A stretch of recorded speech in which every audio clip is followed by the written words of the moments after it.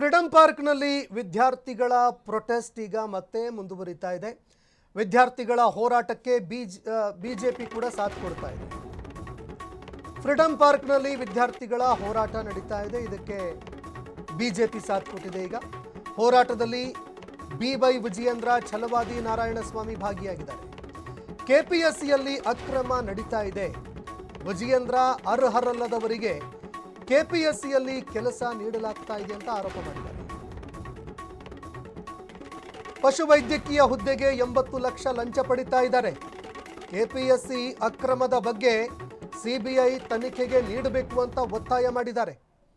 ಕೆಪಿಎಸ್ಸಿಯಲ್ಲಿ ನಡೀತಾ ಇರುವಂತಹ ಹಗರಣ, ಈ ಒಂದು ಲಂಚಗುಳಿತನ ಏನಿದೆ, ಇದಕ್ಕೆ ಸಂಬಂಧಪಟ್ಟಂತೆ ಸಿಬಿಐ ತನಿಖೆಯಾಗಬೇಕು, ಈ ಪ್ರಕರಣವನ್ನು ಸಿಬಿಐಗೆ ನೀಡಿ ಅಂತ ಒತ್ತಾಯ ಮಾಡಿದ್ದಾರೆ.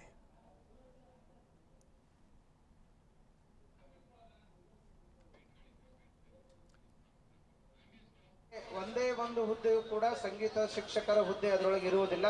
ಹಾಗಾಗಿ ಸಂಗೀತವಾಗಬೇಕು, ನೇಮಕಾತಿಯನ್ನು ಮಾಡ್ಕೊಳ್ಬೇಕು ಅಂತ ವಿನಂತಿ ಮಾಡ್ಕೊಳ್ತಾ ಇದ್ದೀನಿ. ಬೇಕೇ ಬೇಕು, ನ್ಯಾಯ ಬೇಕು. ಸಂಗೀತ ಶಿಕ್ಷಕರ ಹೋರಾಟಕ್ಕೆ, ಸಂಗೀತ ಶಿಕ್ಷಕರ ನೇಮಕಾತಿ ಮಾಡದೇ ಇರುವ ಸರ್ಕಾರಕ್ಕೆ ಧಿಕ್ಕಾರ, ಧಿಕ್ಕಾರ, ಅದನ್ನ ಧಿಕ್ಕಾರ. ಸರ್, ನಾವು ಬಿ.ಕಾಮ್ ಬಿ.ಎಡ್ ಸ್ಟೂಡೆಂಟ್. ಇವರು 2020ರಲ್ಲಿ ನಮಗೆ ಟಿ ಬರೆಯೋಕ್ಕೆ ಅವಕಾಶ ಕೊಟ್ಟಿದ್ದಾರೆ sir, as A social science teacher ಆಗಿ.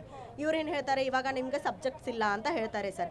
ಒಂದು ಸಬ್ಜೆಕ್ಟಿಂದ ಶಿಕ್ಷಕರ ನೇಮಕಾತಿಯಿಂದ ಹೊರಗಿಡೋದು ತುಂಬ ತಪ್ಪಾಗುತ್ತೆ ಸರ್. ನಾವು ಎಕನಾಮಿಕ್ಸ್ ಆಗಿರ್ಬೋದು, ಬಿಸ್ನೆಸ್ ಸ್ಟಡಿ ಸಬ್ಜೆಕ್ಟ್ ನಾವು ಡಿಗ್ರಿಲಿ ಓದಿರ್ತೀವಿ ಸರ್.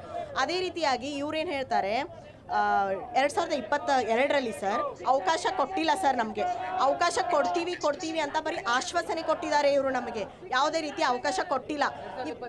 ಹೌದು ಸರ್, 2022ರಲ್ಲಿ ನಮ್ಮ ಕೋರ್ಟ್ ಆರ್ಡರ್ ಇದೆ ಸರ್, ಅವಕಾಶ ಮಾಡಿಕೊಡಿ. ಮತ್ತು ಟಿ ಏನಕ್ಕೆ ಕೊಟ್ಟಿದ್ದಾರೆ ಸರ್? ಟಿ ನಮಗೆ ಯಾವುದೇ ರೀತಿ ಆಗಲಿ ಕಾಲೇಜ್ಲಿಗೆ ಯೂಸ್ ಇಲ್ಲ ಸರ್. ಅದು ಟಿ ಇರೋದೇ ನಮ್ಗೆ ಸ್ಕೂಲ್ ಲೆವೆಲಿಗೆ.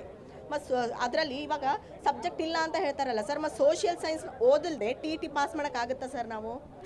ಸರ್ ದಯವಿಟ್ಟು ಸರ್ಕಾರಕ್ಕೆ ಮನವಿ ಮಾಡ್ಕೊಳ್ಳೋದೇನೆಂದರೆ, ವಯೋಮಿತಿ ಮೀರುತ್ತಿರುವಂತಹ ವಿದ್ಯಾರ್ಥಿಗಳಿಗೆ ವಯೋಮಿತಿಯನ್ನು ಹೆಚ್ಚಿಸುವುದರ ಮೂಲಕ ಮತ್ತು ಶಿಕ್ಷಣ ಇಲಾಖೆಯ ಹಿಂದಿನ ಒಂದು C&R ರೂಲ್ನಲ್ಲಿರ್ತಕ್ಕಂಥ ನಿಯಮಗಳನ್ನೇ ಅನುಸರಿಸಿ ಶಿಕ್ಷಣದಲ್ಲಿ ಅವಕಾಶವನ್ನು ಮಾಡಿಕೊಡೋದ್ರ ಮೂಲಕ ಮತ್ತು ಅವರಿಗೆ ಅವಕಾಶವನ್ನು ಹೆಚ್ಚಿನ ಸಮಯದಲ್ಲಿ ಕೊಟ್ಟು ಏನು ಪರೀಕ್ಷಾ ಅವಕಾಶವನ್ನು ಬದಲಾಯಿಸಬೇಕು ಅಂತ ಹೇಳಿ ನಾವು ಕೇಳ್ಕೊಡ್ತಾ ಇದ್ದೀವಿ ಸರ್. ಮತ್ತು ಪರೀಕ್ಷಾ ನಿಯಮಗಳಲ್ಲೂ ಸಹ ಬದಲಾವಣೆಯನ್ನು ಮಾಡಬೇಕು ಅಂತ ಹೇಳಿ ನಾನು ತಮ್ಮಲ್ಲಿ ಮನವಿಯನ್ನು ಮಾಡ್ಕೊಳ್ತೀನಿ ಸರ್.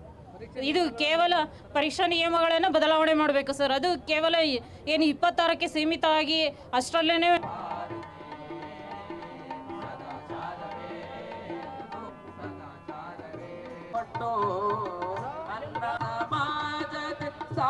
ಉದ್ಯೋಗವೂ ಬೇಕು, ನ್ಯಾಯವೂ ಬೇಕು.